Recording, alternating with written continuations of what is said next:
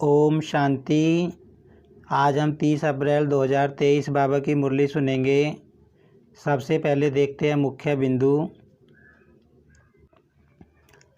आज बाबा ने कहा कि भगवान से मिलने का जो तुमको भाग्य मिल रहा है इस समय यह अति श्रेष्ठ भाग्य है और सिर्फ तुम साधारण आत्माओं को ही मिलता है। बाबा ने कहा पूरे कल्प में चाहे कोई धर्म आत्मा हो या महान आत्मा हो उसको भी ये भाग्य नहीं मिलता। बाबा ने कहा कि इस समय हर आत्मा को खुली छुट्टी है, जितना चाहे भाग्य बना सकती है। भाग्य की लकीर खींचने वाली कलम बाबा कहते मैंने बच्चों को दे दी है। चाहे कोई बाबा कहते ज्ञान में पुराना है चाहे कोई नई आत्मा है, दोनों को बराबर चांस है भाग्य बनाने का। बाबा ने आगे बताया कि माया को तुम पहली बार ही जीत नहीं रहे हो। बाबा कहते तुमने कलब कलब माया को जीता है, तुम कलब कलब के विजयी हो। इसलिए बाबा कहते तुम घबराओ मत, तुम माया पर जीत पा सकते हो। तुम्हें माया पर जीत पानी है, बाप सर्वशक्तिमान तुम्हारे साथ है। आगे बाबा ने बताया कि बच्चे ज्ञान का सुनना और सुनाना बहुत करते हैं लेकिन अनुभूति कम है। बाबा ने कहा तुम्हें चलते फिरते हर ज्ञान गुण और शक्ति की पॉइंट का अनुभव भी करना है, अनुभूति को बढ़ाना है। बाबा ने कहा अनुभव सबसे बड़ी अथॉरिटी होती है। अब सुनते हैं बाबा की मुरली विस्तार से।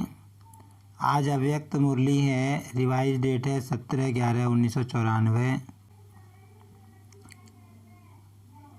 बाबा कहते हर गुण व शक्ति के अनुभवों में खो जाना अर्थात खुश नसीब बनना। आज की मुरली का सार है ये। आज प्यार के सागर बाप दादा अपने प्यार स्वरूप बच्चों से मिलन मना रहे हैं। बाप का भी प्यार बच्चों से अति है और बच्चों का भी प्यार बाप से अति है। ये प्यार की डोर बच्चों को भी खींचकर लाती है और बाप को भी खींचकर लाती है। बाबा कहते हैं कि बाबा अपने प्रेम स्वरूप बच्चों से मिलन मना रहे हैं। बाबा कहते कि जो प्यार है, प्यार की जो डोर है वो बच्चों को भी बाबा के पास खींचकर लाती है और बाबा को भी बच्चों के पास खींचकर लाती है। बच्चे जानते हैं कि ये परमात्म प्यार कितना सुखदायी है। अगर एक सेकंड भी प्यार में खो जाते हो तो अनेक दुख भूल जाते हैं। सुख के झूले में झूलने लगते हो, ऐसा अनुभव है ना। बाप दादा देख रहे हैं कि दुनिया के हिसाब से आत्माएं कितनी साधारण हैं लेकिन भाग्य कितना श्रेष्ठ है। जो सारे कल्प में चाहे कोई धर्म आत्मा हो, महान आत्मा हो, लेकिन ऐसा श्रेष्ठ भाग्य न तो किसी को प्राप्त है न हो सकता है। तो अति साधारण और अति श्रेष्ठ भाग्यवान। बाबा कह रहे हैं कि ये जो भगवान का प्यार इस समय तुमको मिल रहा है ये कितना सुखदायी है। जो तुम अगर एक सेकंड के लिए भी इस प्यार में खो जाते हो तो दुख की दुनिया को भूल जाते हो। बाबा कहते सुख के झूले में झूलने लगते हो। तो फिर बाबा कहते अब देखो भगवान का प्यार ये कैसी आत्माओं को मिला है। बाबा कहते तुम सब आत्माएं हो साधारण लेकिन तुम्हारा भाग्य कितना ऊंचा है, कितना श्रेष्ठ भाग्य है जो भगवान का प्यार तुमको मिल रहा है। बाबा कहते पूरे कल्प में चाहे कोई धर्म आत्मा हो, महान आत्मा हो, लेकिन ऐसा श्रेष्ठ भाग्य किसी को मिलता नहीं जो भगवान का प्यार उसे मिलता हो। बाबा कहते ना तो कोई ऐसी धर्म आत्मा होती है और ना कोई महान आत्मा ऐसी पूरे कल्प में होती है। तो बाबा कहते तुम बहुत साधारण हो, अति श्रेष्ठ भाग्यवान हो। बाप दादा को साधारण आत्माएं ही पसंद हैं। क्यों? बाप स्वयं भी साधारण तन में आते हैं, कोई राजा के तन में या रानी के तन में नहीं आते, कोई धर्मात्मा महात्मा के तन में नहीं आते। साधारण तन में स्वयं भी आते हैं और बच्चे भी साधारण ही आते हैं। आज का करोड़पति भी साधारण है। साधारण बच्चों में भावना है और बाप को भावना चाहिए, देह भान वाले नहीं चाहिए। जितना बड़ा होगा उतना भावना नहीं होगी, लेकिन भान होगा। तो बाप को भावना का फल देना है और भावना साधारण आत्माओं में होती है। बाबा कह रहे हैं कि भगवान भी आते हैं, बाप भी आते हैं तो साधारण तन में आते हैं, और बच्चे भी बाबा कहते साधारण हैं। बाबा के बच्चे, बाबा कहते जो आज का करोड़पति है वो भी साधारण ही है। तो बाबा कहते जो साधारण बच्चे होते हैं उनमें भावना होती है, देहभान नहीं होता। लेकिन जो अमीर होगा, साहूकार होगा, उसमें देहभान होगा। तो बाबा कहते हैं मैं साधारण बच्चों के पास ही आता हूँ, साधारण आत्माओं को ही यह भाग्य मिलता है। नामी ग्रामी आत्माओं के पास न भावना है न समय है। तो बाप देख रहे हैं कि कितने साधारण और कितने श्रेष्ठ भावना का फल प्राप्त कर रहे हैं। तो बाबा कहते जो नामी ग्रामी होगा, बहुत साहूकार आत्मा होगी, बाबा कहते उसके पास भावना भी नहीं होती और उसके पास टाइम भी नहीं होता। तो बाबा कहते तुम श्रेष्ठ भाग्यवान साधारण आत्माएं अपना भाग्य पा रहे हो। इसलिए ड्रामा अनुसार संगम युग में साधारण बनना ये भी भाग्य की निशानी है, क्योंकि संगम पर ही भाग्य विधाता भाग्य की श्रेष्ठ लकीर खींच रहे हैं और साथ साथ भाग्य की लकीर खींचने का कलम भी बच्चों को दे दिया है। कलम मिली है ना, भाग्य की लकीर खींचना आता है। कितनी लंबी लकीर खींची है, छोटी मोटी तो नहीं खींच ली, जितना चाहे उतना भाग्य बना सकते हो। खुली छुट्टी है और सभी को छुट्टी है, चाहे नए हो चाहे पुराने हो। सप्ताह कोर्स किया, बाप को पहचाना और बाप भाग्य का कलम दे देता है। यही परमात्म प्यार है। प्यार की निशानी क्या होती है? जो जीवन में चाहिए वह अगर कोई किसको देता है तो वही प्यार की निशानी है। तो बाप के प्यार की निशानी है, जो जीवन में चाहिए वो सर्व कामनाएं पूर्ण कर देते हैं। सुख शांति तो चाहिए ना। अगर कोई वस्तु एक दो को देते हैं तो उससे सुख मिलता है ना। तो बाप सुख क्या देता, लेकिन सुख का भंडार आप सबको बना देते हैं। तो बाबा समझा रहे हैं कि इस संगम युग पर तुम आत्माओं को श्रेष्ठ भाग्य मिल रहा है। बाबा कहते भाग्य विधाता बाप तुम्हारे श्रेष्ठ भाग्य की लकीर खींच रहे हैं। और बाबा कहते भाग्य की लकीर खींचने की कलम भी बच्चों को दे दी है। कलम का मतलब बाबा कहते कि तुमको बाबा का परिचय मिल गया और बाबा को जितना याद करोगे उतना तुम अपना भाग्य बना सकते हो। फिर बाबा कहते कि अपना भाग्य की लकीर खींचनी आती है। बाबा कहते जितनी लंबी लकीर खींचना चाहते हो उतनी तुम इस समय खींच सकते हो। जितना ऊंचा भाग्य बनाना चाहते हो बाबा कहते बना सकते हो। सबको खुली छुट्टी है। बाबा कहते चाहे नई आत्मा हो चाहे पुराने हो, सबको बराबर चांस है।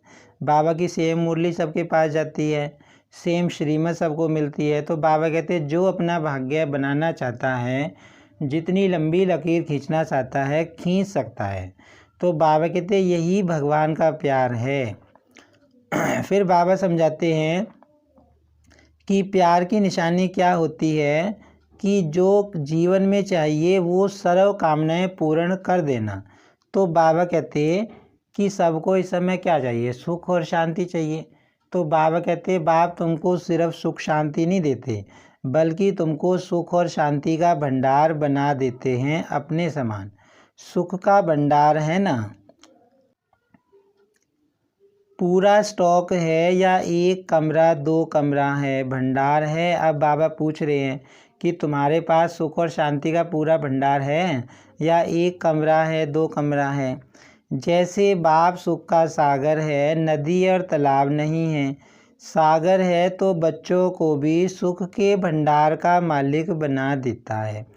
कोई सुख की कमी है क्या, कोई अप्राप्ति है, फिर यह नहीं कहना कि थोड़ी सी शक्ति दे दो। अब बाबा कह रहे हैं कि तुमको पूरा खजाना बाबा दे रहे हैं, कोई अप्राप्ति तो नहीं है ना, सब कुछ बाबा दे रहे हैं, पूरा भंडार दे रहे हैं। तो बाबा कहते हैं फिर बाद में ये मत कहना कि बाबा थोड़ी सी शक्ति दे दो। दे दिया, दे दो कहने की आवश्यकता ही नहीं है, बाप ने दे दिया है, सिर्फ उसको कार्य में लगाने की विधि चाहिए। और विधि भी बाप द्वारा अनेक प्रकार की मिलती है, सिर्फ उसको समय प्रति समय कार्य में लगाते नहीं हो, इसलिए होते हुए भी उसका लाभ नहीं ले सकते। कितना बड़ा भाग्य है। अब बाबा कह रहे हैं कि बाबा तो सारी प्राप्तियां बच्चों को कराते हैं, सुख शांति शक्तियां, लेकिन बाबा कहते हैं कि बाबा जो समय समय पर उन खजानों को यूज करने की, उन खजानों को प्रयोग में लाने की विधि बताते हैं, बच्चे उस विधि का प्रयोग नहीं करते, इसलिए बाबा कहते खजाने होते हुए भी वो काम में नहीं आते। कितना सहज मिला है, कोई मेहनत की है क्या।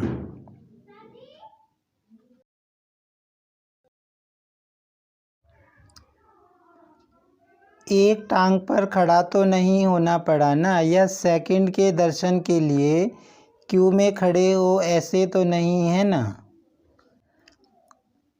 अब बाबा कहते हैं कि बाबा से जो भाग्य तुमको मिल रहा है उसके लिए कोई मेहनत तो नहीं करते ना। जैसे भक्ति मार्ग में एक टांग पर खड़े होते हैं, एक सेकंड के दर्शन के लिए कितनी लंबी लाइन में खड़े होते हैं, तो बाबा कहते भाग्य तो आराम से मिला है ना, घर बैठे आराम से बैठे हो ना, नीचे भी फॉर्म पर बैठे हो, आराम से ही सहज श्रेष्ठ भाग्य बना रहे हो। बाबा कहते कि कोई तपस्या नहीं कर रहे, कोई एक टांग पर नहीं खड़े, बिल्कुल फॉर्म पे आराम से बैठे हो, तो बाबा कहते भाग्य आराम से मिल रहा है ना, सहज।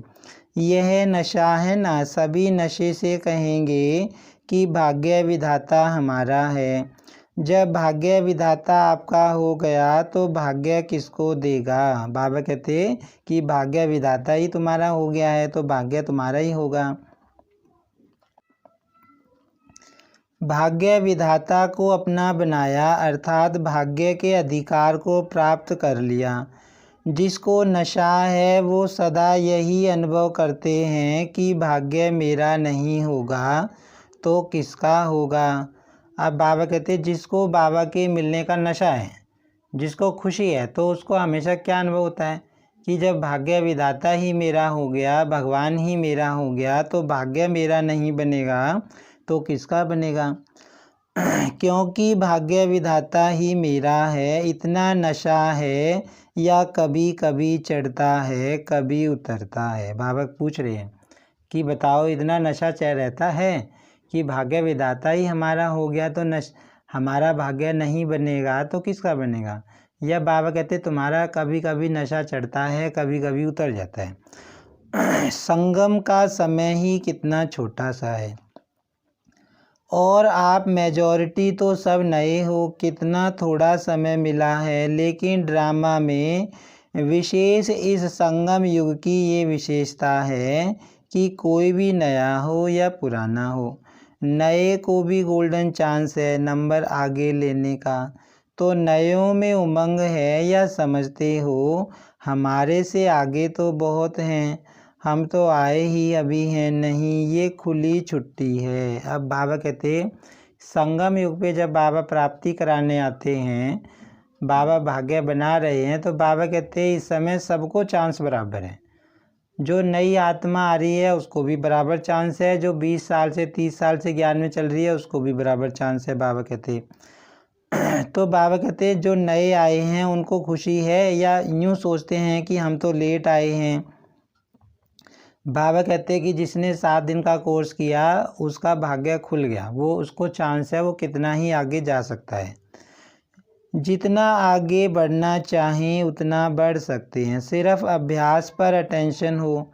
बाबा कहते इस ज्ञान मार्ग में कोई भी आत्मा कितना ही आगे जा सकती है, चाहे 10 दिन से ज्ञान में चली हो, बाबा हमेशा कहते हैं कि इस ज्ञान में ये कोई फ़र्क नहीं है कि कोई 20 साल से चल रहा है ज्ञान में तो वो आगे जाएगा और जो नया आया है वो आगे नहीं जा सकता।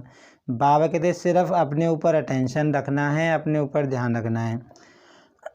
कोई कोई पुराने अलबेले हो जाते हैं और आप नए अलबेले नहीं होना तो आगे बढ़ जाएंगे, नंबर ले लेंगे। नंबर लेना है ना, फर्स्ट नंबर नहीं, फर्स्ट डिवीज़न। फर्स्ट नंबर तो ब्रह्मा बाप निश्चित हो गए ना, लेकिन फर्स्ट डिवीज़न में जितने चाहे उतने आ सकते हैं। तो सभी किस डिवीज़न में आएंगे? बाबा फिर कह रहे हैं कि तुम नंबर आगे लेना चाहो तो ले सकते हो, नया है वो भी आगे ले सकता है। बाबा कहते फर्स्ट डिवीज़न में तुम्हें आना है, फर्स्ट नहीं आना। बाबा कहते फर्स्ट नंबर में तो ब्रह्मा बाबा और मम्मा चले गए, लेकिन बाबा कहते फर्स्ट डिवीज़न में तुम सब आ सकते हो। सभी फर्स्ट में आएंगे तो सेकंड में कौन आएगा? माताएं किस में आएंगी? फर्स्ट में आएंगी। बहुत अच्छा, आना ही है। यह दृढ़ निश्चय भाग्य को निश्चित कर देता है। पता नहीं आएंगे नहीं आएंगे, पता नहीं आगे चलकर कोई माया आ जाए। माया बड़ी चतुर है, ऐसे व्यर्थ संकल्प कभी नहीं करना। बाबा कहते हैं हमेशा लक्ष्य रखना है कि हम फर्स्ट डिवीज़न में आएंगे। फर्स्ट डिवीज़न का मतलब बाबा क्या बताता है? सतयुग की शुरुआत में आना। तो बाबा कहते हैं ऐसे मत सोचना कि क्या पता आ पाएंगे कि नहीं आ पाएंगे, क्या मिलेगा, सतयुग में जाएंगे, त्रेता में जाएंगे, ज्ञान में चल पाएंगे नहीं चल पाएंगे, माया तो नहीं आ जाए आगे। तो बाबा कहते ऐसे कमजोरी के व्यर्थ संकल्प नहीं करना। जब सर्वशक्तिमान साथ है तो माया तो उसके आगे पेपर टाइगर है, इसलिए घबराना नहीं, पता नहीं का संकल्प कभी नहीं करना। बाबा कहते जब तुम्हारे साथ सर्वशक्तिमान बाप है तो माया तो उस बाबा के आगे क्या है? कागज़ का शेर है। मास्टर नॉलेजफुल बन हर कर्म करते चलो। साथ का अनुभव सदा ही सहज और सेफ रखता है। साथ भूल जाते हैं तो मुश्किल हो जाता है। बाबा कहते तुम बाबा को अगर साथ रखो हमेशा तो सब मुश्किल भी आसान लगेगी, लेकिन बाबा कहते कई बार तुम बाबा को साथ नहीं रखते। लेकिन सभी का वायदा है कि साथ रहेंगे, साथ चलेंगे, यही वायदा है ना कि अकेले रहेंगे अकेले जाएंगे। तो साथ का अनुभव बढ़ाओ। जानते हो कि साथ हैं, मानते भी हो, लेकिन फ़र्क क्या पड़ता है? जानते भी हो मानते भी हो, लेकिन समय पर उसी प्रमाण चलते नहीं हो। माया का फोर्स ये जो कोर्स है उसको भुला देता है, लेकिन क्या माया बहुत बलवान है? वह बलवान है या आप बलवान हो? बाबा कहते कि बाबा को भूल जाते हो तो माया बलवान लगती है, बाबा कहते, लेकिन बाबा कहते कि माया बलवान नहीं है। या कभी माया बलवान कभी आप बलवान। बाबा फिर पूछ रहे हैं कि बताओ माया बलवान है या तुम बलवान हो? या कभी माया बलवान हो जाती है और कभी तुम बलवान हो जाते हो। आपकी कमज़ोरी माया है और कुछ नहीं है। आपकी कमज़ोरी माया बनकर सामने आती है। जैसे शरीर की कमज़ोरी बीमारी बनकर सामने आती है ना, ऐसे आत्मा की कमज़ोरी माया बन करके सामना करती है। तो न कमज़ोर बनना है न माया आनी है, लक्ष्य ही है माया जीत जगत जीत। आप बाबा समझा रहे हैं कि माया कुछ भी नहीं होती। जो तुम्हारी कमज़ोरी होती है, तुम्हारे अंदर कमज़ोर संकल्प चलते हैं, व्यर्थ संकल्प चलते हैं, वही माया का रूप बनकर आते हैं। तो बाबा कहते तुम्हें कमज़ोर नहीं बनना, माया जीत जगत जीत बनना है, ये लक्ष्य रखना है। कितने बार विजयी बने हो, अनगिनत बार, फिर भी घबरा जाते हो। कोई नई बात होती है तो कहा जाता है नई बात थी ना, मुझे पता नहीं था इसलिए घबरा गए। लेकिन एक तरफ कहते हो अनेक बार विजयी बने हैं, फिर क्यों घबराते हो?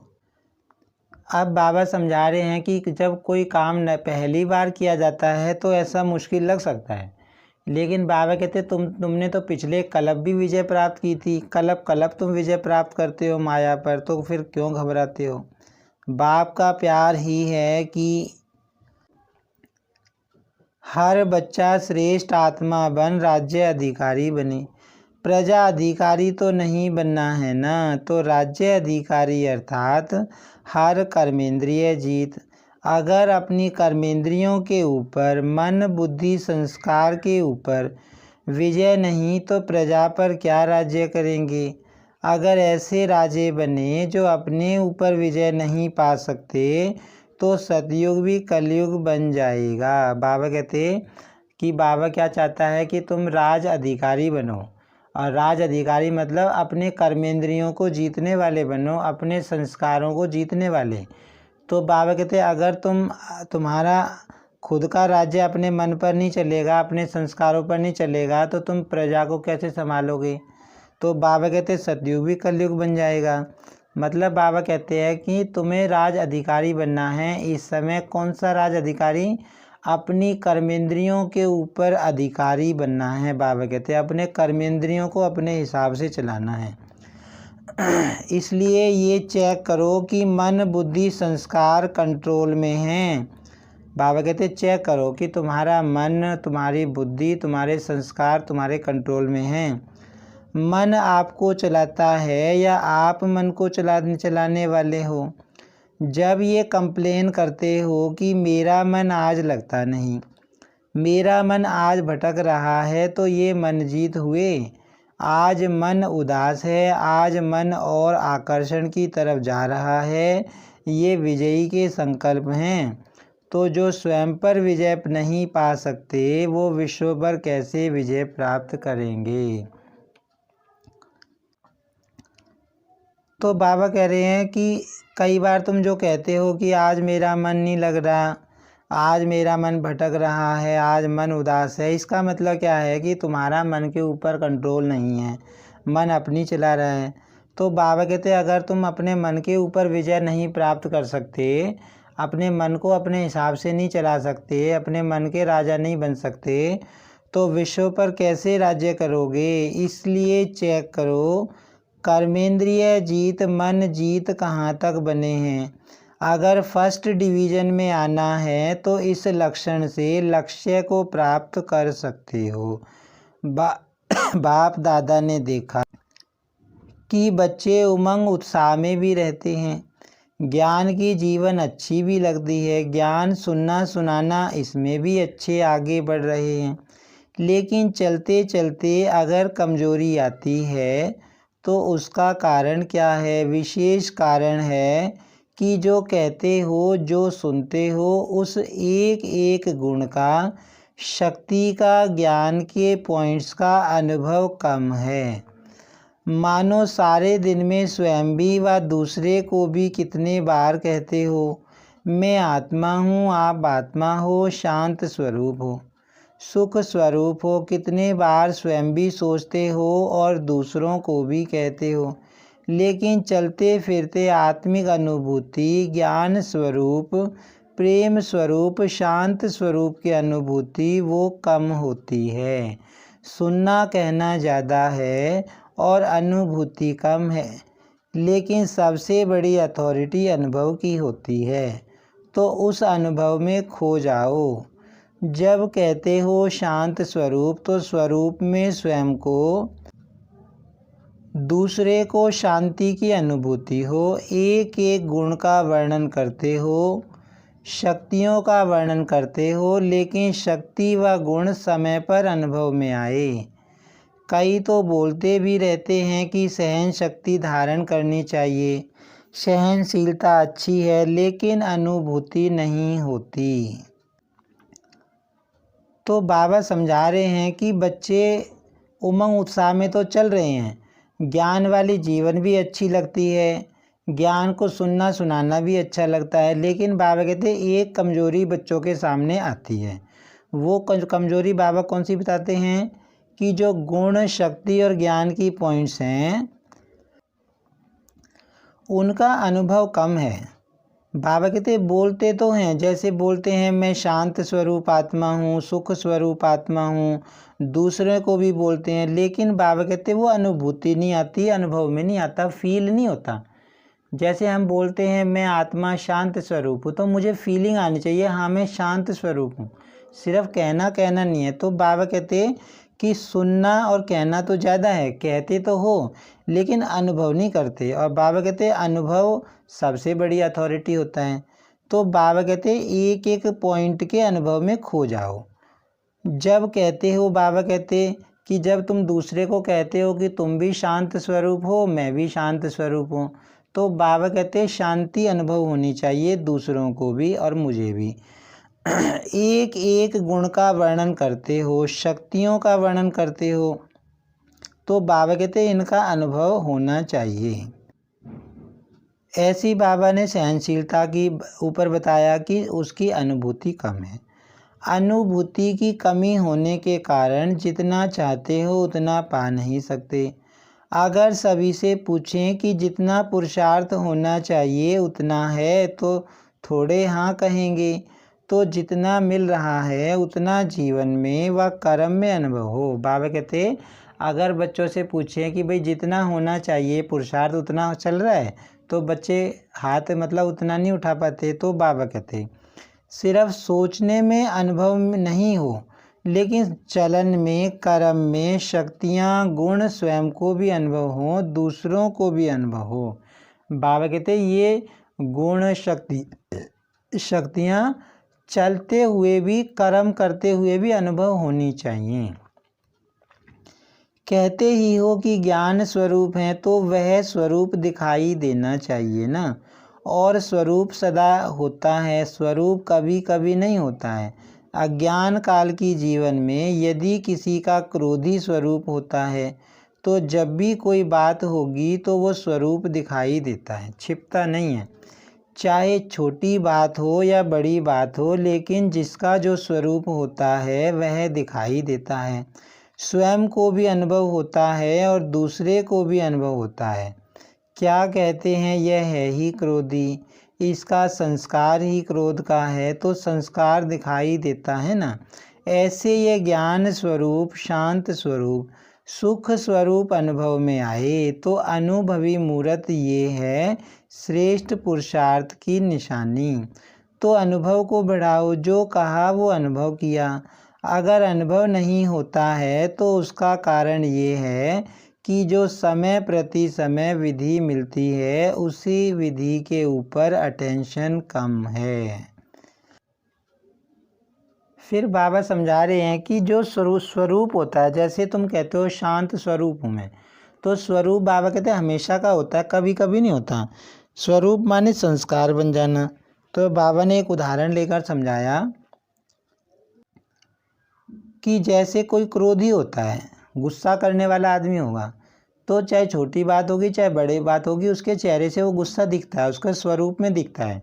ऐसे बाबा कहते हैं कि तुम्हारा भी जो तुम गुण शक्तियों का वर्णन करते हो, बोलते हो, वो तुम्हारे स्वरूप में दिखाई देनी चाहिए, तुम्हारे संस्कार में दिखाई देनी चाहिए। फिर बाबा कहते हैं कि इन चीज़ों का तुम्हें अनुभवी मूर्त बनना है। फिर बाबा ने कहा कि अनुभव क्यों नहीं बढ़ पाता, उसका कारण है कि बाबा जो विधि बताते हैं उस पर अटेंशन कम है। जितना ज्ञान को, शक्तियों को, गुणों को रिवाइज करते रहेंगे तो रियलाइज सहज होगा। रिवाइज नहीं करते तो रियलाइजेशन भी कम है। बाबा कहते कि जो चीज़ें सुनते हो बाबा के ज्ञान की बातें, उनको बार बार रिवाइज करो मन ही मन में, और रिवाइज करोगे तो फिर वो रियलाइज भी होंगी। सुना बहुत अच्छा, लेकिन चलते फिरते रिवाइज होना चाहिए। बाबा कहते हैं बाबा की ज्ञान की बातें अच्छी तो लगती हैं, सब कहते हैं आज बाबा ने बहुत अच्छी अच्छी बातें बताई, तो बाबा कहते हैं वो बातें चलते फिरते भी रिवाइज होनी चाहिए। जैसे दुनिया वाले कहते हैं कि कर्म ही योग है, कर्म और योग अलग नहीं मानते, कर्म ही योग मानते हैं। कर्म से योग लगाना, इसी को ही कर्म योग समझते हैं। लेकिन कर्म और योग दोनों का बैलेंस चाहिए। कर्म में बिजी रहना योग नहीं है, कर्म करते योग का अनुभव होना चाहिए। फिर बाबा बता रहे हैं जैसे दुनिया में कहते हैं कि कर्म ही योग है, लेकिन बाबा कहते कर्म के दौरान भी तुम्हारा योग लगना चाहिए, कर्म के दौरान भी तुम्हें बाबा की याद आनी चाहिए, ज्ञान गुण शक्तियों के पॉइंट डिवाइस होने चाहिए। बाबा कहते कर्म में बिजी हो जाते हैं तो कर्म ही श्रेष्ठ हो जाता है, योग किनारे हो जाता है। चलते चलते यही अलबेलापन आता है तो कर्म में योग का अनुभव होना, इसको कहा जाता है कर्म योगी। कर्म योगी किसे कहेंगे? बाबा कहते जो कर्म के दौरान भी योग में रहे। मूल बात है अनुभवी स्वरूप बनो, एक एक गुण के अनुभव में खो जाओ, शक्ति स्वरूप बन जाओ, आपके स्वरूप से शक्तियाँ दिखाई दें। अभी भी देखो, अगर कोई में कोई विशेष शक्ति होती है तो उसके लिए कहते हो ये बहुत सहनशील स्वरूप है, इसमें समाने की शक्ति बहुत दिखाई देती है। तो कोई में दिखाई देती है, कोई में नहीं, और कभी दिखाई देती कभी नहीं, तो अटेंशन कम हुआ ना। तो हर शक्ति, हर गुण, हर ज्ञान की पॉइंट्स आपके स्वरूप में अनुभव करें। तो बाबा कह रहे हैं कि ये शक्तियाँ गुण तुम्हारे अनुभव में आनी चाहिए, स्वरूप में आनी चाहिए, और वो तब होगा जब पहले स्वयं को अनुभव होगा। अगर स्वयं अनुभवी होगा तो दूसरे को उससे स्वतः ही अनुभव होगा। बाबा कहते भाई जो अगर तुमको फील हो रहा है, मान लो शांत स्वरूप तुम कह रहे हो, शांति तुमको भी फील हो रही है तो दूसरे को भी फील होएगी, और जब अनुभव करते हो तो कितनी खुशी होती है। बाबा कहते हैं उसको अनुभव करके देखो। जैसे मैं बोल रहा हूँ मैं शांत स्वरूप हूँ, तो शांति को अनुभव करके देखो। मैं बोल रहा हूँ शक्ति स्वरूप हूँ, तो शक्ति का मतलब क्या होता है उसको अनुभव करके देखो, ये बाबा कह रहा है। एक सेकंड भी अगर किसी गुण व शक्ति का अनुभव होता है तो कितनी खुशी बढ़ जाती है, और जब सदा अनुभवी स्वरूप होंगे तो सदा चेहरे पर खुशी की झलक, खुश नसीब की झलक अनुभव होगी। अब बाबा कहते कि अगर एक सेकंड भी, थोड़ी देर भी हमें अनुभव होता है मान लो शांति का, सुख का, तो कितना अच्छा लगता है। तो बाबा कहते अगर हमेशा याद रहे, हमेशा स्वरूप में रहो तो कितनी खुशी होगी। तो अनुभव को बढ़ाओ। विधि तो स्पष्ट है ना। अच्छा, सभी खुश नसीब तो हो ही, लेकिन विशेष खुशी मनाने आए हो तो सबको खुशी मिली है। सब आराम से रहे हुए हो, मन आराम में है तो तन को आराम मिल ही जाता है। ये तो होना ही है, जितना स्थान बढ़ाएंगे उतना कम होना ही है। ये भावी है, उसको क्या करेंगे। और अच्छा है रिहर्सल हो जाती है, जहाँ बिठाओ, जैसे सुलाओ, इसकी रिहर्सल हो जाती है। तो पट में सोना अच्छा है, पट राजा बन गए ना। शास्त्रों में तो पटरानी और पटराजा का बड़ा गायन है। आप तो बहुत सहज बन गए, कोई तकलीफ़ है। बाप दादा और निमित्त आत्माएं सोचती तो यही हैं कि सब आराम से रहें, लेकिन अगर ज़्यादा संख्या में भी आराम लगता है तो खुशी की बात है। बाबा कहते हैं कि जैसे बाबा के बच्चे कई बार मधुबन में ज़्यादा आ जाते हैं तो अरेंजमेंट करना पड़ता था उनके सोने बैठने का, तो कई बार थोड़ी सी मतलब भीड़ सी, मतलब इकट्ठा एडजस्ट करना पड़ता है। तो बाबा कहते हैं उसमें भी खुशी मिलती है बाबा के घर में।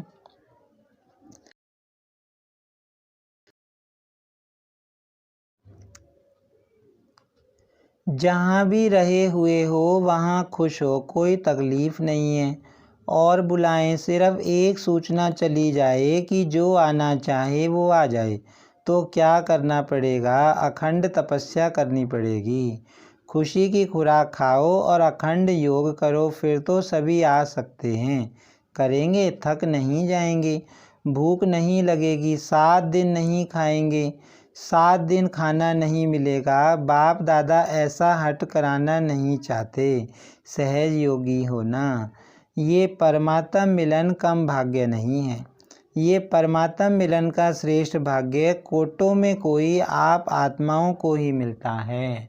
बाबा कहते हैं भगवान से मिलने का जो भाग्य है कोई छोटा मोटा भाग्य नहीं है, तुमको ही मिल रहा है, और करोड़ों में कोई आत्मा निकलती है। अच्छा मिल लिया ना। भक्ति में तो जड़ चित्र मिलता है और यहाँ चैतन्य में बाप बच्चों से मिलते भी हैं, रूह रिहान भी करते हैं, तो ये भाग्य कोई कम है। फिर भी आप सब लक्की हो। समय की गति बदलती जाती है। अभी फिर भी आराम से बैठकर सुन रहे हो, आगे चलकर वृद्धि होगी तो बदलेगा ना।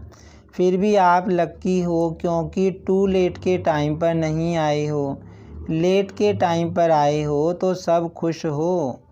अच्छा, चारों ओर के सर्वश्रेष्ठ भाग्य विधाता के भाग्यवान आत्माओं को सदा मन जीत जगत जीत के निश्चय और नशे में रहने वाले, सदा हर गुण शक्ति और ज्ञान के अनुभवी आत्माएं, सदा बाप को साथ रखने वाले कंबाइंड स्वरूप आत्माएं, सदा श्रेष्ठ भाग्य की लकीर को सहज श्रेष्ठ बनाने वाले ऐसे अति समीप और श्रेष्ठ आत्माओं को बाप दादा का याद प्यार और नमस्ते। हम रूहानी बच्चों की रूहानी बाप दादा को याद प्यार और नमस्ते। वरदान है, वाणी और मनसा दोनों से एक साथ सेवा करने वाले सहज सफलता मूर्त भव। वाचा के साथ साथ संकल्प शक्ति द्वारा सेवा करना, यही पावरफुल अंतिम सेवा है। जब मनसा सेवा और वाणी की सेवा दोनों का कंबाइंड रूप होगा तब सहज सफलता होगी, इससे दुगनी रिजल्ट निकलेगी। बाबा कहते मनसा सेवा भी साथ चले और वाणी की सेवा भी साथ चले। वाणी की सेवा करने वाले तो थोड़े होते हैं, बाकी रेख देख करने वाले दूसरे कार्यों में जो रहते हैं उन्हें मनसा सेवा करनी चाहिए। अब बाबा कह रहा है कि जिसको ज्ञान सुनाने की सेवा नहीं मिलती उसको मनसा सेवा करनी चाहिए। इससे वायुमंडल योग युक्त बनता है। हर एक समझे मुझे सेवा करनी है तो वातावरण भी पावरफुल होगा और सेवा भी डबल हो जाएगी। बाबा कहते मनसा सेवा करो। बाबा कहते चलते फिरते ज्ञान सुनाने का मौका नहीं मिलता तो बाबा कहते उससे वायुमंडल पावरफुल बनेगा। स्लोगन है, सदा एक रस स्थिति के आसन पर विराजमान रहो तो अचल अडोल रहेंगे। ओम शांति।